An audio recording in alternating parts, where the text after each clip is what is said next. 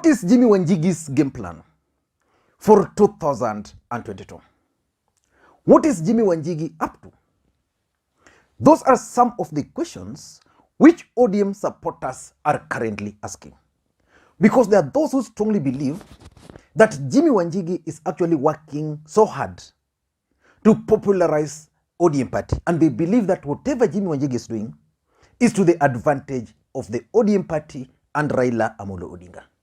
And they cite the fact that Jimmy Wanjigi supported Raila Odinga and probably funded his campaign during the last election. But there's this second group which are questioning Jimmy Wanjigi's motive, because they strongly believe that Jimmy Wanjigi is actually working against the ODM party. So what is Jimmy Wanjigi's game plan for 2022? In this video today, I want to explain to you guys why personally I strongly believe that Jimmy Wanjigi is working against the ODM party and against Raila Odinga, and he is likely to fund the UDA party presidential candidate, Dr. William Samoei Arap Ruto. But before we do that, if you're watching this channel for the first time, I want you to take a second or two and click that subscribe button so that next time you produce a video like this, YouTube will automatically notify you. What we do on this channel, and this is why you should subscribe, is that we analyze politics in a way you can't find any other place. So we analyze politics in a way you can't find in any other place. So the best thing, just subscribe so that next time you do a video like this, YouTube will notify you. And to the subscribers, I want to continue. Thank you guys for your continued support. You should have noted that our latest videos are doing so well. Not because of anything, but because of your support. The thumbs up you give, the sharing you do, and the comments you drop. Now let us get back to the main issue.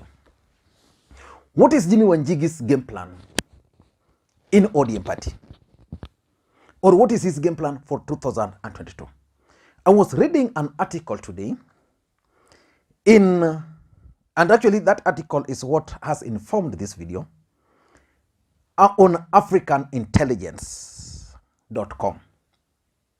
That article is dated on 17th August 2021. The title is Tycoon Jimmy Wanjigi Poised to fund William Ruto's campaign. Now let me read for you the first part, because this is a paid up article. It says, Kenya's political class is holding its breath as it waits for business magnate Jimmy Wanjigi to make a definitive stand on the next year's general election. The tycoon first pledged his support to Musalia Mudavadi before announcing his own candidacy, and then approaching frontrunner William Ruto. So it seems Jimmy Wanjigi first wanted to fund or to support Musalia Mudavadi. But just like I keep on saying on this platform, it's very difficult to support Musalia Mudavadi. Then he declared that he's going to run for the presidency himself. And of course, we've seen his moves in ODM party, where he's running for the presidency, while ODM has not even announced the nomination, because the nominations for the presidential candidates in ODM party was actually closed a long time ago. But Jimmy Wanjigi is competing or is campaigning for the nominations. And then the story that Jimmy Wanjigi approached William Samoei Ruto. That is what I want us to look here, because African Intelligence is actually one of the credible publications we have around. So there are three questions which ODM party should ask themselves. The first question is why Jimmy Wanjigi has never attacked the Deputy President, Dr. William Samoei Ruto. Jimmy Wanjigi has traversed the entire country, actually almost, but is continuing to traverse the entire country. During his trips, Jimmy Wanjigi has never uttered any word against the Deputy President. Because if Jimmy Wanjigi is planning to run for the presidency through ODM party, then Raila Odinga should not be his opponent. His opponent should be the Deputy President, Dr. William Ruto, Musalia Mudavadi, or even Kalonzo Musyoka. But in his attacks, Jimmy Wanjigi has always aimed at Raila Odinga, including when he was in Mombasa just the other day. When he was in Migori, his visit, in my view, was provocative. And the other day, he said that Raila Odinga cannot bring any change. So he's made Raila Odinga the ODM party leader, because assuming ODM will go ahead and nominate him as a presidential candidate, then it means Raila Odinga will still support him as the party leader. But Jimmy Wanjigi doesn't care. So the question is, why is Jimmy Wanjigi not attacking the Deputy President, Dr. William Ruto? The second question, which ODM party should ask themselves, why is Jimmy Wanjigi campaigning for the presidential nominations in ODM party when the party has not even opened the nominations? If anything, the ODM party announced publicly on newspapers that any member who wanted to contest for presidency through that party should apply by a certain period of time. I think it was last year, and they closed it. By the close of that application, only 2 people had applied, Hassan Joho and Wycliffe Ambetsa Paranya. Jimmy Wanjigi never bothered to apply. So why is he campaigning if he never bothered to apply? He who wants equity must come with a clean hand. So ODM as a party should figure out why Jimmy Wanjigi is actually campaigning. And number 3, the third question they should ask themselves is, what is his real objective? In my view, Jimmy Wanjigi has a clear game plan. And the game plan is simple. Use ODM as a political party to create a name.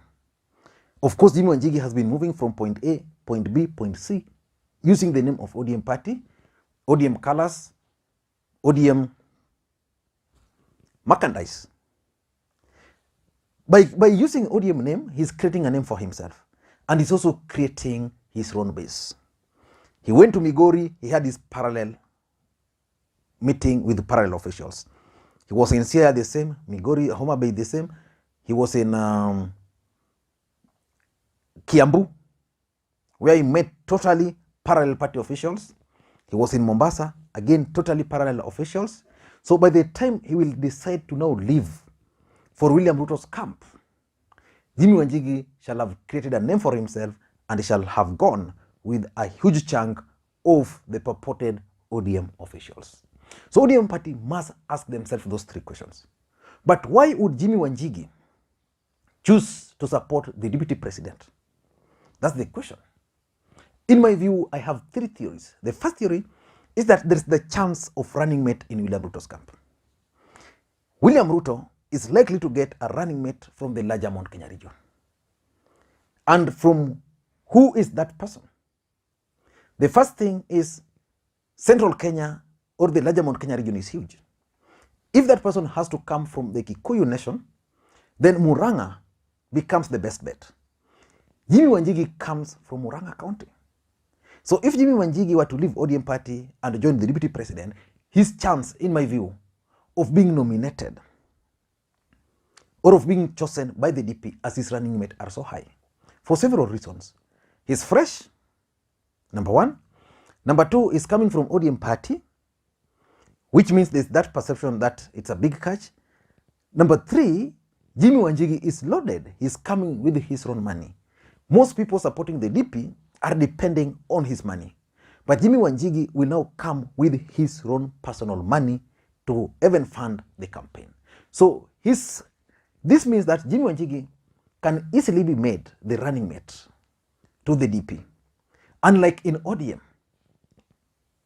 In ODM, his chances are limited. Most ODM supporters don't really regard Jimmy Wanjigi as a serious presidential candidate. They view him as a donor or as a sponsor. That's the reality. They don't view him as a potential running mate to Raila Odinga. In fact, most ODM supporters believed that Jimmy Wanjigi was positioning himself to be the gubernatorial candidate in Nairobi. Again, in William Ruto's camp, he can even be supported as a gubernatorial candidate on UDA in Nairobi, because so far, the only candidate there is Margaret Wanjiru. I don't think Margaret Wanjiru can stand a chance against Jimmy Wanjigi. So that's the first thing. Number 2, why he is likely to fund the DP is the fact that his fallout with President Uhuru Kenyatta seems to be irreconcilable. The president has refused to actually embrace Jimmy Wanjigi. You remember, Jimmy Wanjigi was with Raila Odinga in 2017. So after the handshake, it was expected that Jimmy Wanjigi would easily fit into the system. The president has said no. And this has not gone down well with Jimmy Wanjigi. If you've been listening to Jimmy Wanjigi, he's been very consistent that Jubilee government was actually formed in his house. And therefore, he has that feeling of entitlement that he needs to be part and parcel of the government or a cartel within the government. But the president has refused to allow that. And because the president has refused due to their fallout over the SGR long time ago, he doesn't see a chance when Raila Odinga becomes the president, because simple calculation will tell you that Raila Odinga is going to be made the president by, for example, President Uhuru Kenyatta. And therefore, the president will have a lot of say on who Raila Odinga will work with. And likely, he will not allow Jimmy Wanjigi. So because of that, his best bet would have been Musalia Mudavadi. But since Musalia Mudavadi doesn't seem to be serious, William Ruto is next. Number 3, I also tend to think that Jimmy Wanjigi could actually be rebelling against Raila Odinga. That Raila Odinga team has refused to embrace him. If you look at Raila Odinga since the handshake, Jimmy Wanjigi has not been given a number to play for. Either number 1, number 6 as a midfielder, or as striker number 10, or even reserve. Jimmy Wanjigi has been overlooked. He's been ignored, despite the fact that he believes that he really supported Raila Amolo Odinga in 2017. And because Raila Odinga's team have failed to accommodate him, his next bet is William Ruto. And the only way he can go to William Ruto is by creating this confusion. Announce that you are running for the presidency. Cause confusion in ODM party. And then after causing confusion in ODM party, then jump ship. And therefore, my advice to the ODM party, and I did this some few days ago, is that they must deal with Jimmy Wanjigi as opponent. The first thing they must do is to stop Jimmy Wanjigi from his purported campaigns. The ODM party secretary general should write a letter to Jimmy Wanjigi that there is no vacancy which is being campaigned for the presidential nominations. When such a vacancy will arise, then he will be advised to come. Remember, Raila Odinga met with tycoons from central Kenya. Jimmy Wanjigi never. And that meeting included several ODM members. Raila Odinga has been holding as ODM party leader. You know, he's a presidential candidate, but he's still a party member. He ought to attend some of these meetings. Raila Odinga was in Mombasa, he was not there. Raila Odinga has been moving around the country as a party leader, he's not been there. So basically, they must stop him. Number 2, the second thing they can do is to issue a directive to the branches, all their party branches, maybe at the county or at the sub-county level, that Jimmy Wanjigi is not a member of ODM party. And therefore, he should not purport to meet ODM members in those branches. Which means that if Jimmy Wanjigi were to go for an event somewhere, then that event will remain private and ODM party will not be part to it. And lastly, they, as ODM party, must also make it clear that their nominations for the presidency is open or is closed. If it's open, then Jimmy Wanjigi should be allowed to proceed. But if it's closed, then they need to tell Jimmy Wanjigi and all members that the nomination window for the presidential candidates were actually closed, so that Jimmy Wanjigi can move around the country, but not in the disguise of campaigning for the presidency in 2022. I don't know what you think, but those are my take. Do you think Jimmy Wanjigi can actually go ahead and fund William Samoei Ruto for the presidency in 2022? I want to hear your thoughts on that. And as you respond, please also let me know where you are watching this particular video from. I was glad that most people were watching me from various places, not necessarily Nairobi or Kisumu, but almost all corners of the country are watching this channel. That's something which I'm really grateful for. Thank you guys. My dad is still unwell. Tomorrow, not really tomorrow because I'm doing this video at night. In the morning, which is Wednesday, I'll be going home and bringing him back to town for further medical checkups. Hopefully we'll get well, but his condition is not that well. You know, he's an old man, so his condition is not that well. But let us continue praying for him. I don't know what you think. Have a good day. Bye-bye.